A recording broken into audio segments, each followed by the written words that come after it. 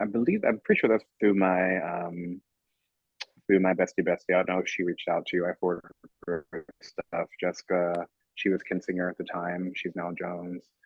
Um, because she was a stage manager for the stuff we were doing in theater at John Harris. And literally the second we met, it was like, oh, you, cool. And she started going to that group. So she told me about it. So I started sneaking out whenever I could to join her and to go to the group while I was still living at home. But she's the one who led me to that. Oh, it's frightening as all hell. I mean, talking about the JW pillar preacher boy who's sneaking out and someone going to drive down. Was it second Street? Is that, am I remembering correctly? Whatever it used to be at, like, who's going to drive down? Who's going to see me? Because, in the JW organization, it was all, they were, I don't know if they were formally spies. I want to be kind and say no, but I really think it was just spies. Like, there are people looking everywhere. And so I'm like, what's going to happen? Are they going to see me?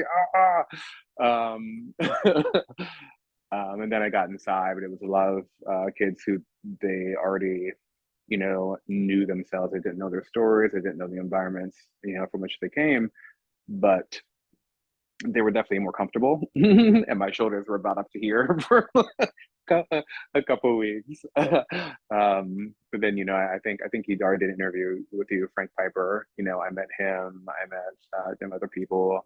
Rob started to, ease into things. Cool, but it was definitely something I greatly looked forward to and was very, very sad about when I wasn't able to sneak out. They were great. They were wonderful. They were like, I don't know how John identified, so I don't want to call them all aunties, but like, aunties and uncles, who really just had our best interest, in mind or welcome us, that were there to guard us. Like there was no doubt in my mind. Because I always had in the back of my head this image that like the elders or somebody would track me and come down there and like bust into the group. I had no doubt in my mind that Sharon would have jumped up with a chair in a second. Like, same with Melinda. Like, um, and like John was kind enough. We started having discussions about how I did feel a bit of a lacking because there wasn't a heavy representation of attendees of color, that sort of thing. Also, him starting to get an understanding of what I was learning, what I had in when I graduated high school, and was going to be leaving Baglia because I was going off to college. He made me like a double mixtape of Nina Simone stuff and stuff like that. So it was a very, very, very nurturing environment that still to this day they are very, very fond memories that I greatly appreciate. I mean, it was significant and and absolutely crucial in me starting to really develop an understanding of who I was, what, if you will, I was, um, and realizing, because in the JW organization, it's nothing but brainwashing. Realizing, no, this is not a bad thing, dear heart. You are designed exactly where you're supposed to be. You'll figure it out. Come with us. It was crucial in starting that work earlier on for me. And I think, I really think, I mean, there are multiple life influences when it can come to that final polishing. Because what ultimately happened is I got kicked out of the Jovens organization and my home because I was given the ultimatum to renounce my sexuality or get the bleep out. But having already been going to Baglia for I'd say maybe a year and a half at that time, that was when the light bulb started.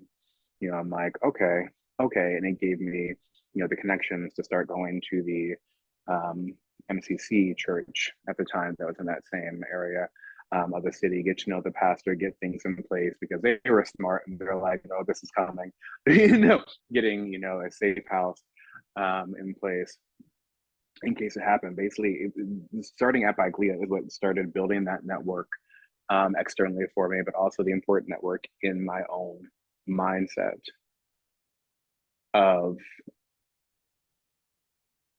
no longer being able to refuse who I am and to start to fight that brainwashing and start to re-educate and retrain myself.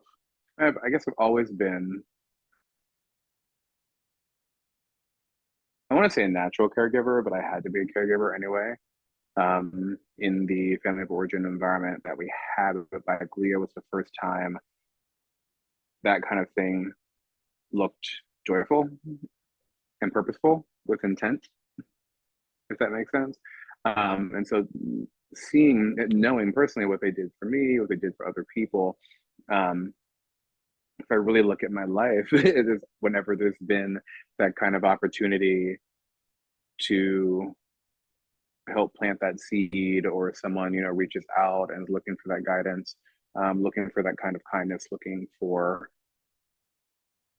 that kind of grounding, like it really influences the way I approach those people, but I think it also influences just in general how I show up in the world.